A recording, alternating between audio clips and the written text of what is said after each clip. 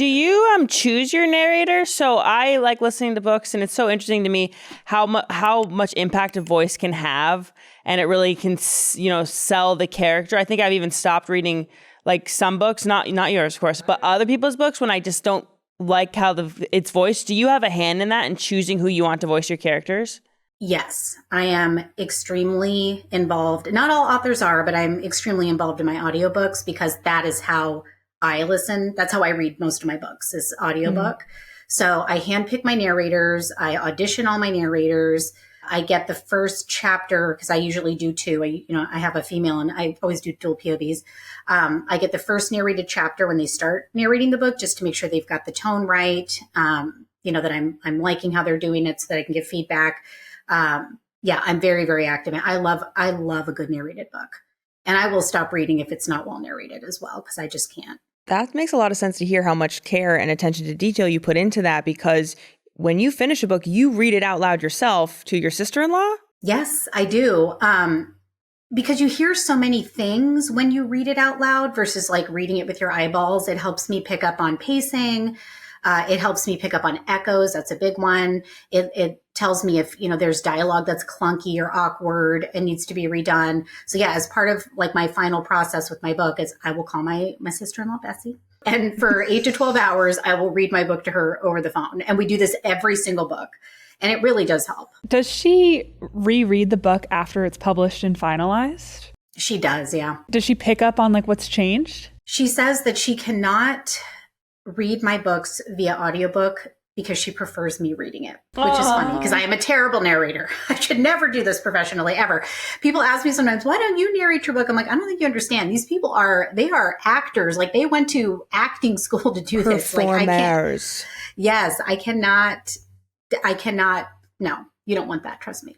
The people think they want it. They don't want it. But for her, she prefers hearing it narrated by me. When I think of writers, in the movies, the writers go to their writer's cottage and that's what they're doing for those weeks. They're focused on their book. For you, you write many books. You also have another job. So what is writing like for you? Is it almost like, do you sit down, okay, today I'm writing, or is it you have an hour here, it's kind of continuously just adding to the story? How does it work? It used to be a lot more organic for me, like where I would, just go on a walk and I would write on my phone while I'm on a walk, or, I would take an hour here, take an hour there. But these days, with how much I have going on, I really do have to be strategic about when I sit down and write. And I actually have to try and exit myself from my house and go somewhere different because my house is very loud. I have a very vocal hunting dog, and I have a musician daughter who plays the accordion and the piano and the harp, and we're in a pretty small house right now. It's very loud here. So lately I try and, actually carve out time where I will go to the lake house and I'll, write for the day and then come back, and it's a little bit more structured. And it's better when I do it that way. I don't have to fix things, because my brain is distracted. Yeah. But I really do need a space. And I've written all of these books. I've written all of these bestsellers, and I don't have an office and I don't have a desk. Where are you sitting right now? What do you mean? I'm sitting in a corner in my living room. This is not an office. I can see my dining. I can see my pretty much my whole house from here. Right. Yeah. So I actually told my husband, like a year or two ago, I was like, who does this? Like this is a full-time, this is a career, and I don't even have a place to sit and close a door and put my laptop on a desk and write. I'm sitting in my living room in like the international airport that is my house. And so we're actually doing a remodel on my home so that I can have an office. That is what we're doing right now. So I feel like you deserved that years ago, but I'm happy it's happening now. Yeah. I finally put my foot down. I was like, this is ridiculous. Who does this? Yeah. I wish somebody would kidnap me and put me in a cabin with like no Wi-Fi and just drop off food 3 times a day. I would get so much done. You get so much done. We've been talking about that. We're trying to be better about our phones. We're like, there's so much we could do creatively. If it weren't for our phones, we got to lock those things up. Maybe someone can lock us in a lake house. I'm down. You guys want to go? Can we come to your lake house, actually? Yes, it's great. It's got a lot of rooms. Speaking of romance, you're an amazing romance writer. Your husband, how did you meet him? And does he help craft these stories? Does he do those little romance things for you? Because I feel like you have to be thinking of a lot of romantic situations in life. Is that from imagination? Is that also reality? I do have a very cinnamon roll, emotionally intelligent husband. He comes with me. He is literally like the wind beneath my wings. If anybody who's ever come to see me at any book event, my husband is there, taking all the photos of me. Actually, this man has probably taken like 1 million photos of me. I'm not even kidding.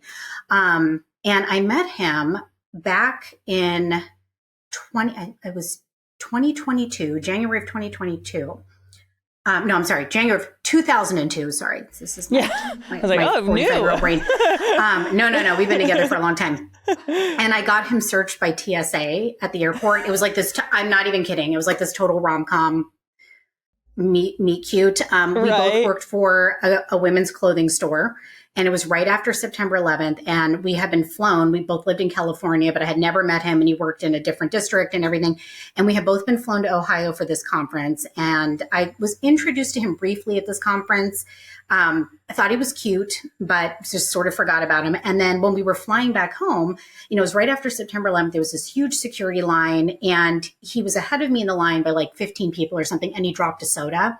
And the soda like exploded everywhere. So I noticed him again. And then when he got to the front, they like pulled him aside. This was back when they had like the clear boxes. They didn't have like the rule that you can't wear a belt and shoes and stuff going through security. Well, they pulled him out and they searched him. So I noticed him again. And then when we were waiting at the gate to board, I was sitting with a mutual friend of ours, and a man came up to my friend, I didn't know this guy, and said, "Hey, they're boarding my row and they're being really strict about carry-ons. And so-and-so gave me his messenger bag to hold, and they won't let me board my row because I have an extra bag. Can you just hold it? Because the guy went to the food court to get a burrito, and I can't board with this extra bag." So we took this bag, and I just assumed that my friend knew who owned this bag. But I guess he didn't. So then they started boarding our row, and now we had an extra bag. So we went up to security, and we were like, "So we have this bag that someone gave us." Not post 9/11 too. This is right after 9/11, literally the January after 9/11. I'm anxious. And I know. And we were like, "So we have this bag, and we don't know whose bag this is. And we can't get on because we have an extra bag." They were like, "Wait, you didn't pack this bag?" And we're like, "No." And they're like, "You don't know whose bag it belongs to?" We're like, "No." So they called security and they confiscated this bag. And, my friend and I got on the plane, and we're sitting in our row. And then 20 minutes later, my now husband boards, and he's got the bag, and he's completely disheveled. Okay. He's holding his shoes. His belt's undone. His shirt's untucked. His hair is tousled, and he's holding this messenger bag. And he stops in our row and like kind of leans in, on the seat in front of us and goes, "You guys will not believe what happened. I gave my bag to Alex, and Alex gave my bag to some stranger, and they gave it to security." He's like, "I got searched." He's like, "I got interrogated." And my friend and I were like, "Oh my God, don't tell him, don't tell him." Like we were like elbowing each other in the seat. And then my husband ended up sitting in the row behind us. And the plane was very empty because everybody was still afraid to fly. So it was like this hugely empty plane, me and my friend, and then my husband all by himself in a row behind us. And he ended up leaning over the seat and talking to me. And I said, "Why don't you just come sit next to us?" So he came and sat next to us, and we talked the whole way home. And that's how I met my husband. That's beautiful. That is crazy. I love that. Yeah, I got him searched by TSA. And I didn't tell him until we were engaged. I waited. What was his reaction when you did tell him? Did he ever have an inkling, or was? No, he was like, "Are you serious?" And I'm like, "Unfortunately, I am." Yes. I unfortunately am dead serious. Yeah. So now, when you notice romance in your everyday life, are you taking notes? Are you saving that for future stories? Or are you, when you notice in other people or in your own relationship, how does that work for you? I definitely do draw from real life. People ask me, people think that the type of men that I write are fictional, and I know they're not fictional because I have one. You know what I mean? Yeah. Just a lot of the thoughtful things that my husband does in our marriage and just in his life in general, I definitely infuse into my heroes. There's like little things like my husband will never be the first person to serve himself food anywhere. He will always serve himself last because he wants to make sure that everybody else at the party, whether it's our party or not, has eaten and has had enough to eat before he will serve his own food. Just like little things that I feel like can't really be taught. They're just like innately, considerate. That's very much him. So it's not hard for me to imagine these men, and create these situations with these men because I live it. You know what I mean? And I think a lot of really popular romance authors do.